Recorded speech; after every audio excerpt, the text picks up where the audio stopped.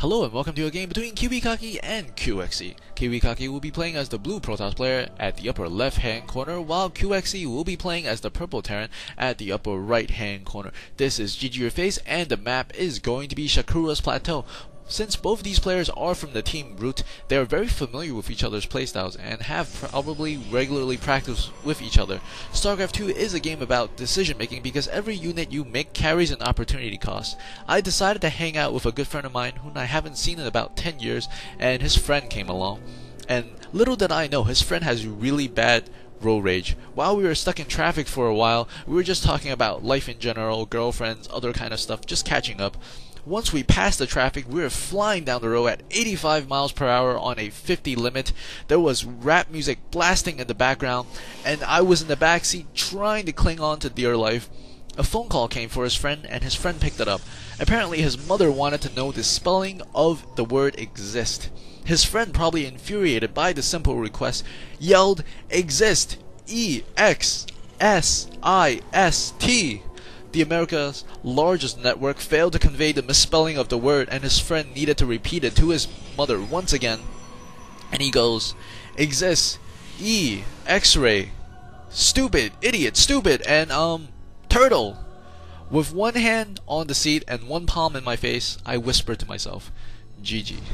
And KiWiKaKi looks like he will be doing the standard opening with the gateway as well as the assimilator, whereas KiWiKaKi is going to do something very similar. And look at these building structures, walling off their harvesters, protecting their very important resources, and a cyber core is going to come online for KiWiKaKi momentarily, as KiWiKaKi has scouted KiWiKaKi and he is inside the base. At this point there is not too much information except that he's seen that KiWiKaKi has gotten that second gas rather early. There are no zealots out on the field right now, only probes and harvesters for both players, and the first marine has actually come out for KiWiKaKi. This marine is very important for KiWiKaKi as it will allow him to shoot down the probe should the probe decide to come and harass or come and scout him. And we do see a bunker going out at the front of the base of KiWiKaKi, and KiWiKaKi is putting down a bunker at the natural expansion. The probe will have spotted it. The probe is doubling back. He probably wants to kill off that SCV that is building it, but I think the bunker will finish. It looks like two marines are running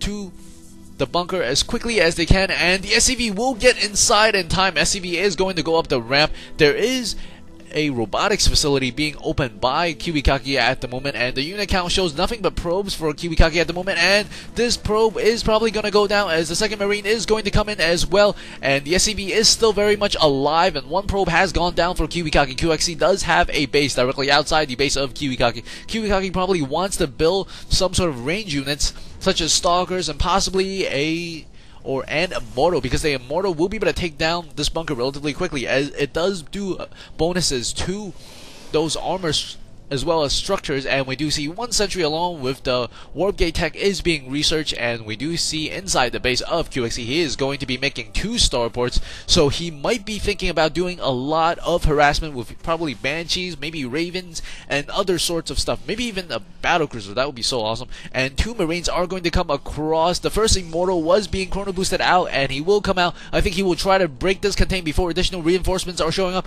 but there are 2 marines coming on, and the marines will get inside the bunker. The SCV is repairing in the back.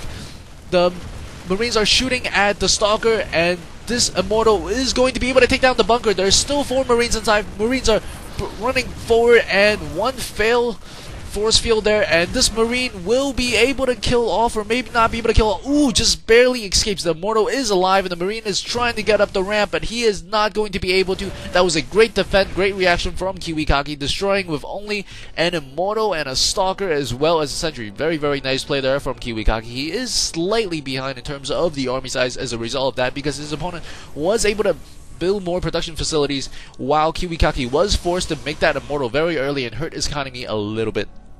The income tab does reflect that the Protoss player is slightly behind in terms of minerals for a bit, as there is a mule for KiWiKaKi helping him out. And meanwhile, the 2 starports have gotten 2 tech labs, so this is going to be a double banshee. Of course, the observer will spot this, so KiWiKaKi is very well aware of it, and he is going to open with the Stargate to respond to the starports of KiWiKaKi. KiWiKaKi is massing up a lot of units very quickly, and he is also going to be getting a Raven right afterwards. No cloaking has been researched yet for KiWiKaKi, as KiWiKaKi is flying across the map, going the closest route possible, as the observer is going to check if his opponent has gotten the natural expansion, and he will see that he has not yet gotten the natural expansion. Meanwhile, inside the base of KiWiKaKi, he does have some units in position.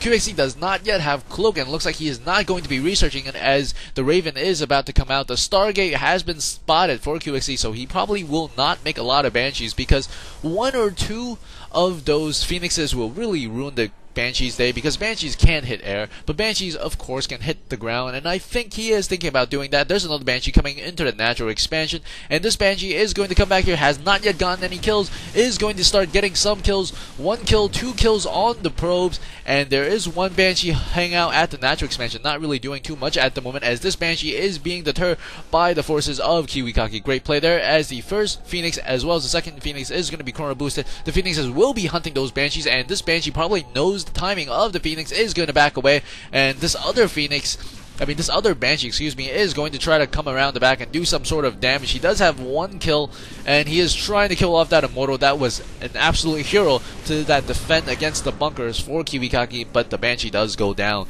The army size is at 48 to 63. The Protoss player, KiWiKaKi, actually in the lead at the moment, as KiWiKaKi has built a lot of structures. Those structures will be able to come in momentarily and help him make a lot of units, and that Phoenix that came in does see one of the bunkers, but he does not see the other 2 bunkers, and we can see that there are additional command centers as well as a factory being placed down for KiWiKaKi. And one Nexus is going to allow KiWiKaKi to expand slightly ahead of his opponent, as the command center has recently been constructed. There are some Marines inside the base that will deter this Phoenix, but the Phoenix is getting a lot of very valuable scouting information. It looks like KiWiKaKi is going to move some units out to check for any proxy pylons, and an Immortal is being built at the moment inside the base of KiWiKaKi. There is going to be 2 warp gates at the moment, and 1 Stargate, as well as 1 robotics facility, whereas KiWiKaKi does have a lot more stuffs in terms of buildings. He has 2 starports, 3 barracks, and 1 factory at the moment, and there's going to be Marines patrolling back and forth. Marines are very, very good, as well as Zerglings and probes or Zealots to patrol back and forth, and ooh, look at that reflection in the pond of that Phoenix. Very, very pretty reflection. I do like the minor details of Starcraft 2, such as those thingies. And the Nexus is about to be complete, and 1 SCV is coming across the map.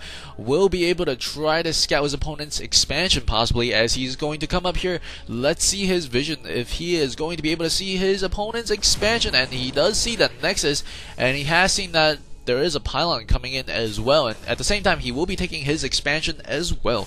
The income tab does show a slight advantage for KiWiKaKi, as some of those SCVs should really come back to this command center as they're doing that just now. 2 Phoenixes running across the middle of the map. We could see that KiWiKaKi does have a significant lead, because he did get that expansion just slightly earlier than KiWiKaKi, and KiWiKaKi is working on those SCVs, returning the favor with those Phoenixes, and 2 Vikings will come down to try to shut down this Phoenix, and the Phoenix does run away. The Phoenix does have quicker run speed, so he will be able to run, and this Marine might be able to spot it. No, he does not. Stem pack along with the plus 10 HP with the combat shield for the Marines are being researched at the moment, and the Marines are actually shooting the Phoenix, and the Marine will probably go back on patrol duty. Let's take a quick look at the army count. It is going to be 93 versus 102 for the Protoss player, and the Protoss player is opening up a lot more gateways, which is exactly what he needs to do, because his opponent has a lot more production structures, and the army size for both players are quite big at the moment. There are going to be 2 Vikings, it looks like 2 Banshees, along with 1 Raven. That is a really good mix of units, as my music has recently died on Starcraft 2, and there is a pack of Marines moving out with 1 Thor. He probably may want to bring 1 or 2 SCVs along with this force, and I think KiWiKaKi's force is a little bit weak at the moment, and he might have some trouble if the Raven puts down some point defense drones, which will absolutely shut down the Stalkers. And KiWiKaKi also has 1 of the gas not taken up by any probes at the moment, as the music is kicking back in. The upgrades are being done for KiWiKaKi at the moment, and the army size is at 104 to 108. Slight advantage for KiWiKaKi, but KiWiKaKi has a lot of upgrades, but not so many units at the moment. The Banshees along with the Vikings are coming in. He's going to start shooting. 2 point defense drone gets placed, but the Stalkers are in the back, and the Stalkers are not doing any damage.